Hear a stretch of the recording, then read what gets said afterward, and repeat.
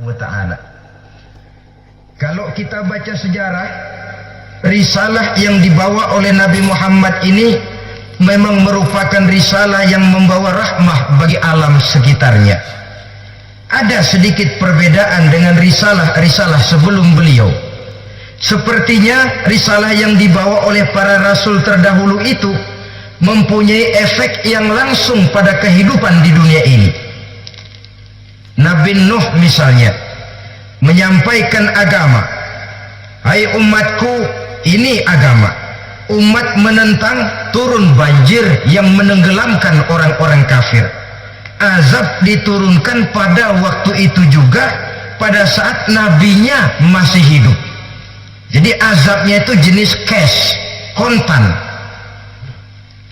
Nabi Soleh, hai umatku, ini agama. Mereka menolak, turun gempa bumi yang amat hebat menggulung orang-orang kufur. Nabi Musa, hai umatku, ini agama. Mereka menolak, sebagian ditenggelamkan di Lautan Merah, sementara sebagian lain dikutuk menjadi monyet-monyet yang hina seperti diceritakan dalam Al-Quranul Karim. Lain dengan Rasulullah Sallallahu Alaihi Wasallam. Bagaimanapun kurang ajarnya umat yang dihadapi oleh beliau, bagaimanapun menentangnya jamaah yang dihadapi oleh beliau, azab tidak turun sepanjang beliau masih hidup. Ini merupakan jaminan dari Allah, wa ma kana Allahu liyu'azzibahum wa anta fihim. Allah sama sekali tidak akan menurunkan azab selama engkau wahai Muhammad masih hidup di tengah-tengah umatmu. Nabi Nuh ketika dakwahnya ditolak oleh umat, keluar doanya meminta umatnya ditenggelamkan. Tetapi Nabi kita ketika dilontari batu oleh umat, malah beliau mendoakan umatnya agar memperoleh hidayah. Oleh sikap yang semacam ini wajar lalu iblis menganggap Nabi Muhammad sebagai musuh ranking pertama. Yang kedua, siapa musuhmu di antara umatku? Yang kedua kata iblis, musuhku Muhammad imamun adil, pemimpin yang adil. Itu yang akan menjadi musuhku di dunia ini. Putus asa iblis menghadapi pemimpin yang adil. Tipu dayanya tidak terkenal. Segala tingkah polanya tidak diperturutkan. Imam yang adil, pemimpin yang adil merupakan musuh daripada iblis laknatullah alaih. Sebab dua hal ini selalu kontradiktif. Jika kita jauh dari Allah, tentu dekat dengan iblis. Jika kita jauh dari iblis, harus dekat tentu dengan Allah, dan begitu selanjutnya. Mengaspal jalan raya penting. Lebih penting dari mengaspal jalan raya, membangun manusia yang mengaspal jalan itu. Sebab kalau manusia yang mengaspal jalan bermental rusak dan bejat, saya khawatir jalan belum selesai, aspalnya habis dimakan oleh yang ngaspal. Niatnya itu mau menghidupkan Islam atau mau cari hidup jual Islam. Kalau mau menghidupkan Islam, mari sama-sama kita berjuang. Tapi kalau mau cari hidup untuk dengan menjual Islam, minggir saja daripada nanti bikin malu. Yang mengurus masjid, mari berangkat dari niat yang bersih. Ngurus masjid itu niatnya mau menghidupkan masjid atau mau cari hidup di dalam masjid.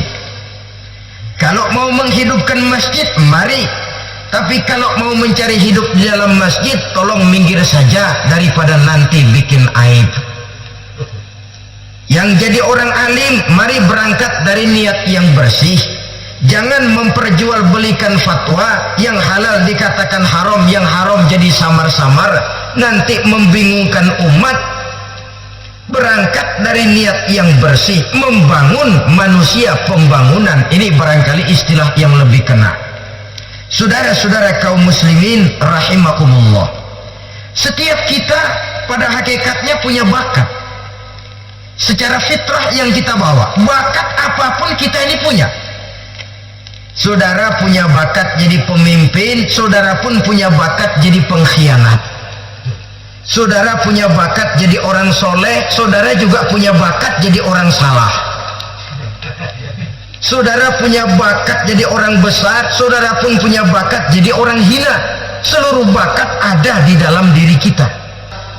Tinggal nanti lingkungan pendidikan yang menumbuhkan mana yang tumbuh lebih subur. Kalau lingkungan saudara lingkungan maling, maka sifat pengkhianat akan tumbuh lebih subur.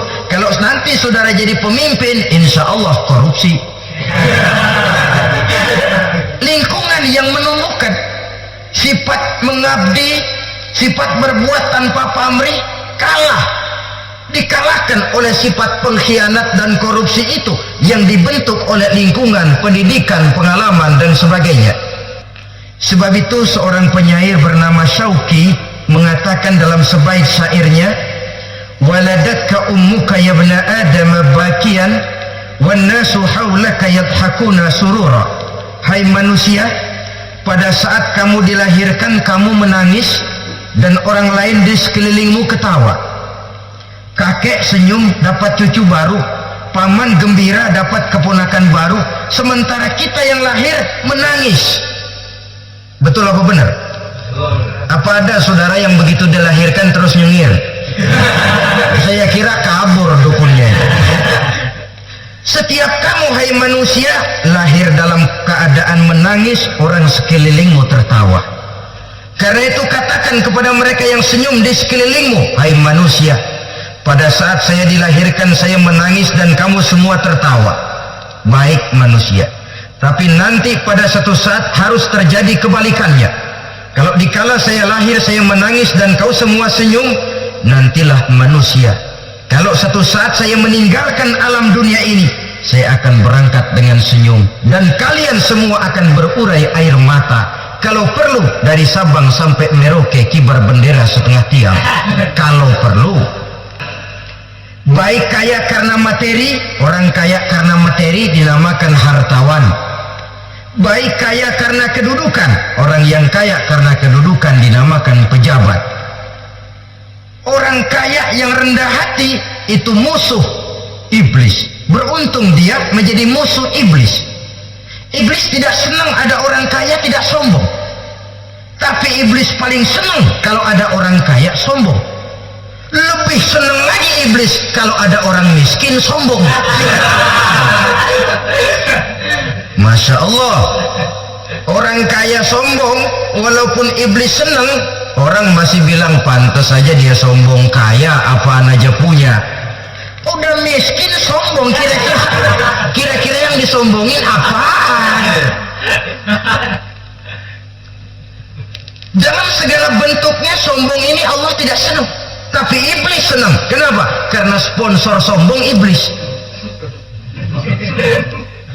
Kan yang pertama kali sombong iblis tuh. Ketika disuruh sujud kepada Nabi Adam, dia nggak mau. Ini kesombongan pertama yang terjadi